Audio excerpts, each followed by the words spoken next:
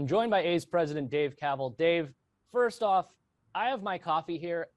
You're everywhere right now. Like, how do you have this energy?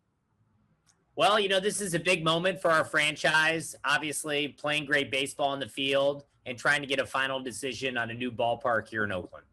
All right, so we have to get right to it. We don't have a lot of time here, but new numbers, new information. We got some documents today. This will obviously be part of the study session the city council is going to be doing on 7/7. So the first thing that jumped out to me, there's 2 IFDs, on-site Howard Terminal, off-site Jack London Square. The city seems to think off-site isn't necessary. I know you believe it is. So is there a place we can meet here?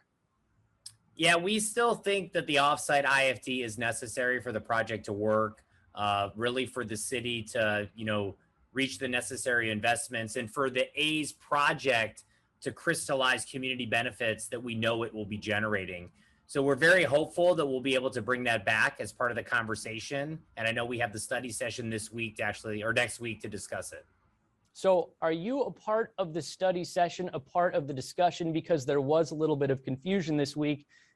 The mayor was saying that you guys talk all the time. Your statement prior to that said that you wanted to vote on the term sheet that you guys proposed, the one that you got to them in January and made public in April. So there is ongoing conversation, right?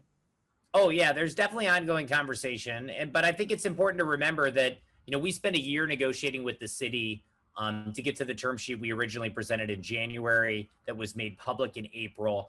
And, while that's not like a best and final offer, some negotiation can occur around the edges. It is the basic framework that we're looking for an up-down vote on by the city council on the 20th.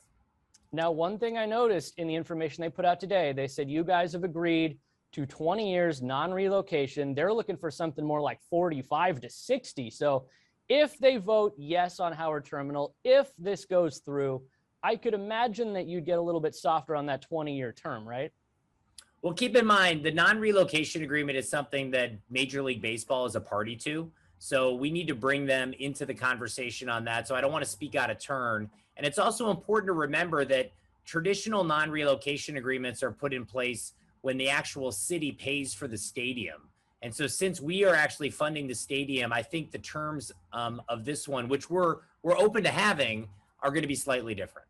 Overall, what is your impression, your statement, based on what you've seen in these documents that came out today? We're still reviewing the information to try to understand what it all means. I think there's still some large gaps that need to be addressed that are quite different from the proposal that we put forth in January, and that may not make it viable right now. So we're going to continue those conversations over the next couple weeks and hopefully get to something on the 20th that is either the proposal that we made or something very close to it that we could get voted on.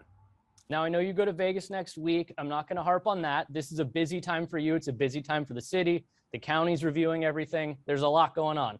But the term sheet that is going to be voted on is due publicly by the 14th. That's 2 weeks from today. So when are you getting together with them and hammering this thing out?